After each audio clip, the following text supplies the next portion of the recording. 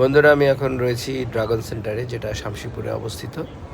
হংকংয়ের এই dragon centre প্লাজাটি আমরা এখন ঘুরে ঘুরে দেখব এবং আমি কিছু না বলে সরজমিনে যা হচ্ছে সেটাই আপনাদের জন্য দেখাচ্ছি।